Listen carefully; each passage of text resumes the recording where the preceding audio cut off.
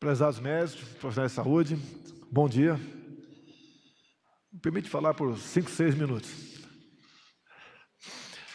Eu resolvi disputar a presidência com a reeleição da senhora Dilma Rousseff. Eu tomei uma decisão difícil. Eu sabia que a chance de derrota era muito grande lá na frente. Poderia, em 18, ter sido eleito senador pelo Rio de Janeiro, tranquilamente. Mas resolvi arriscar. O que estava em jogo, do meu entender? O futuro do nosso Brasil. Sei das minhas limitações. Tem muita gente aqui muito melhor do que eu. Mas eu tinha uma oportunidade ímpar, dado o que acontecia comigo até aquele momento, de ter alguma chance, por menor que fosse. E eu aprendi também no meio militar que pior que uma decisão mal tomada é uma indecisão. Se nós militares ficarmos indecisos, seremos atingidos, perderemos a guerra. Se os senhores não decidirem, o paciente perde a vida. E chegou 2018, no dia 6 de setembro, em Juiz de Fora. Eu levei uma facada. Eu lembro que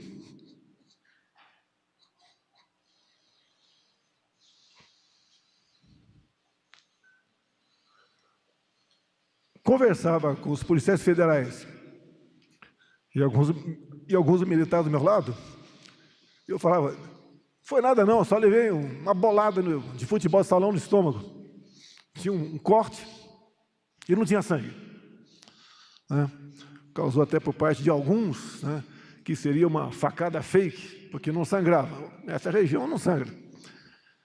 E graças ao trabalho dos policiais federais, em especial naquele momento, que tinham traçado uma rota para a Santa Casa, que era o instituto de saúde mais próxima, eu cheguei até lá consciente e vi lá um pessoal de branco.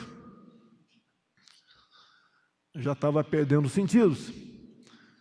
E só me lembro que alguém falou, tem que operar, o algo tem que cortar. Aquela equipe que estava ali, obviamente, uma cirurgia normal não seria aquele procedimento, mas aquilo é uma emergência.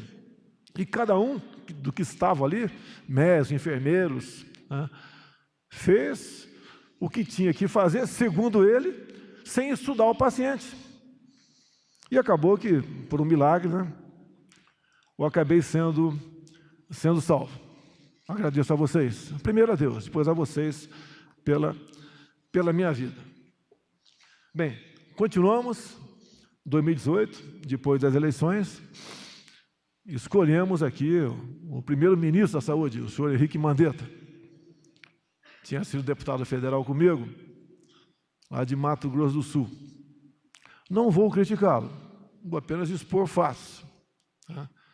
Assumiu, fez seu trabalho, a princípio estava indo bem. Tivemos no final de 2019, o primeiro ano de mandato, uma passagem com ele que vocês têm que tomar conhecimento. Estava presente a diretoria da AMB comigo, dezembro de 2019. E tinham votado um projeto na Câmara sobre revalida. E era um revalida mais amplo. Num dos artigos, permitia que as instituições privadas pudessem aplicar o revalida. E estava presente o Mandetta, o pessoal da MB, mais alguns médicos. E a orientação do senhor Henrique Mandetta era para sancionar o projeto, ou seja, permitir que o revalida fosse aplicado também pelas instituições particulares. Com todo o respeito que eu tenho excelentes instituições particulares no Brasil. Mas senti naquele momento que tinha alguma coisa errada com os médicos. Até que eu forcei a barra. Minha maneira de ser, já tinha liberdade com um ou dois ali. Falei, o que vocês estão constrangidos? É para sancionar, como está a indicação aqui do Mandetta, ou é para vetar?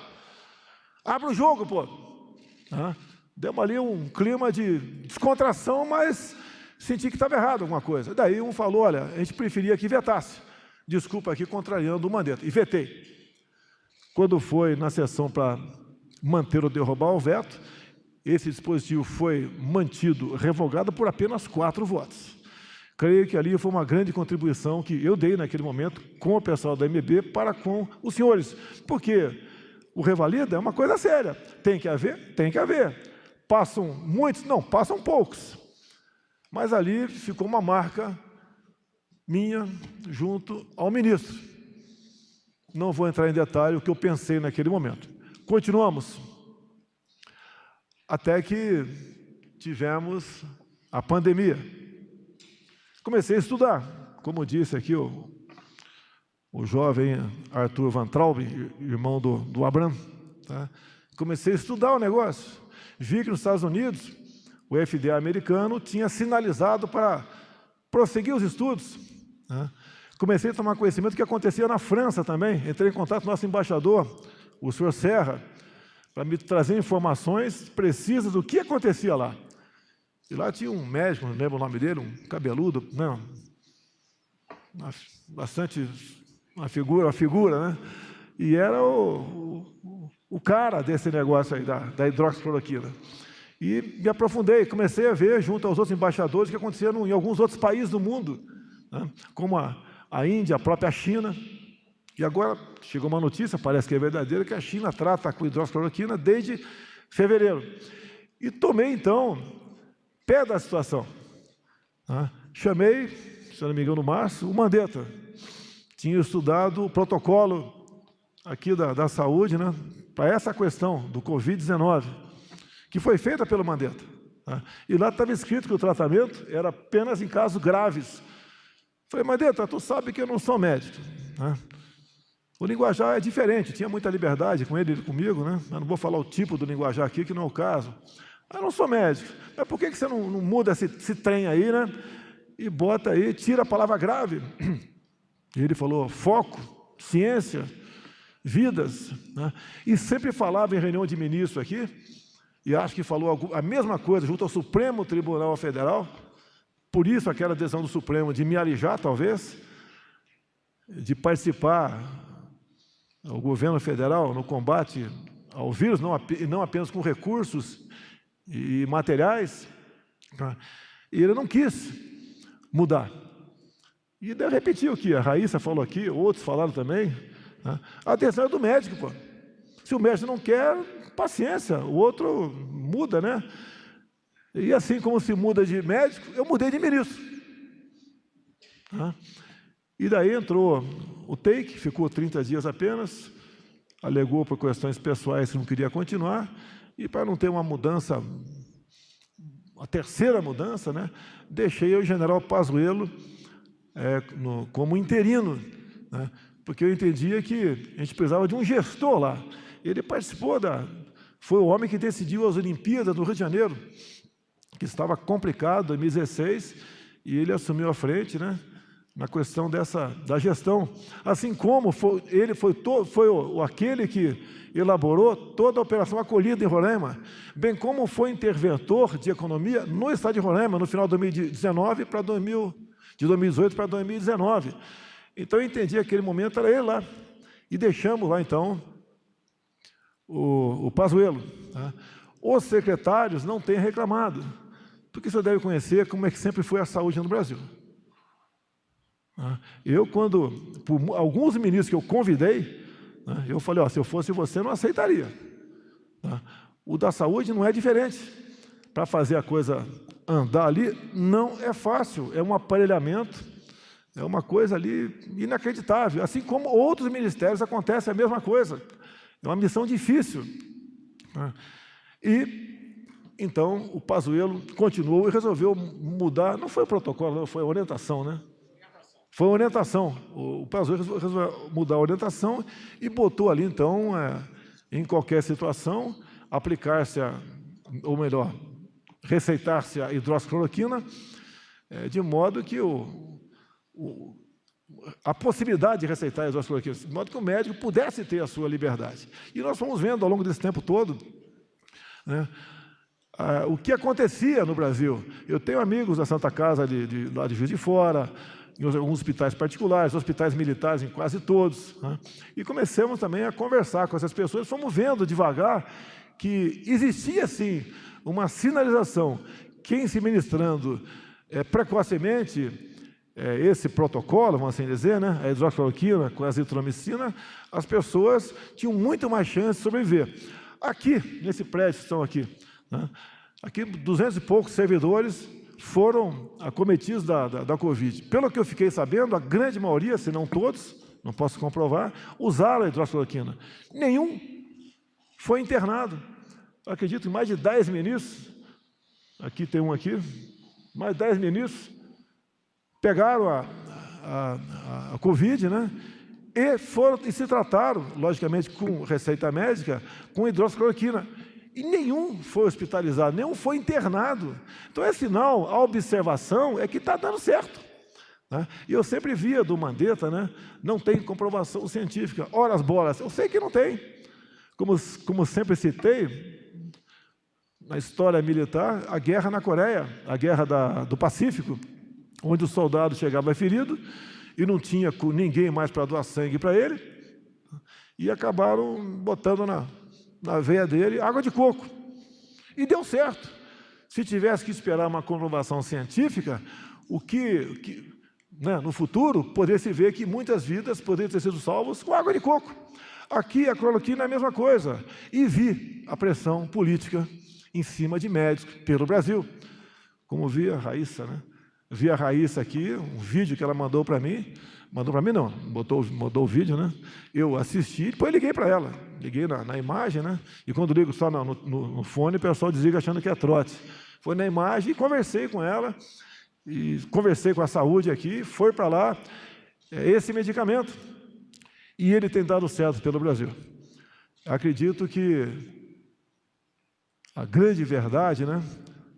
Quando eu tomei, no dia seguinte já estava bom, né?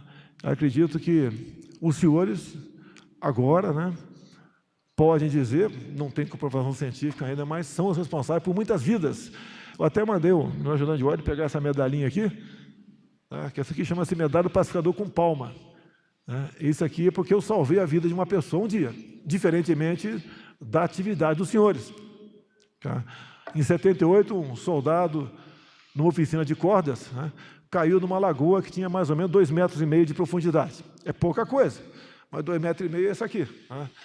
E eu consegui, era um jovem aspirante do Exército Brasileiro, tinha 23 anos, sempre fui atleta das Forças Armadas, né? Aquela história de atleta, né?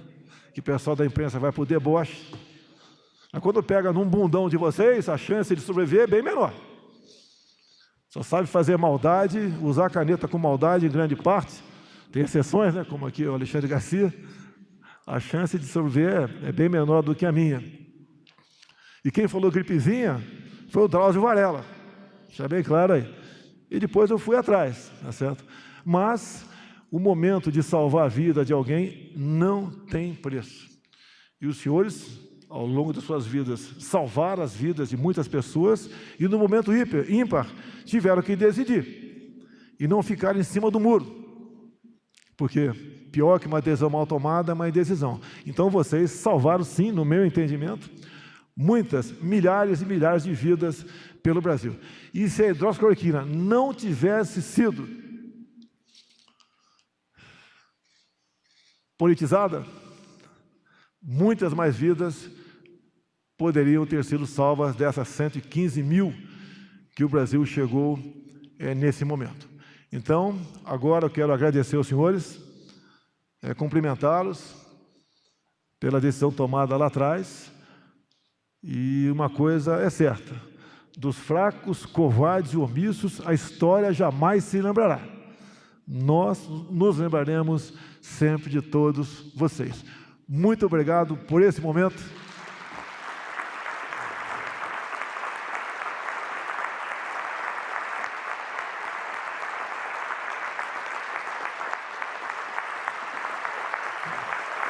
Obrigado.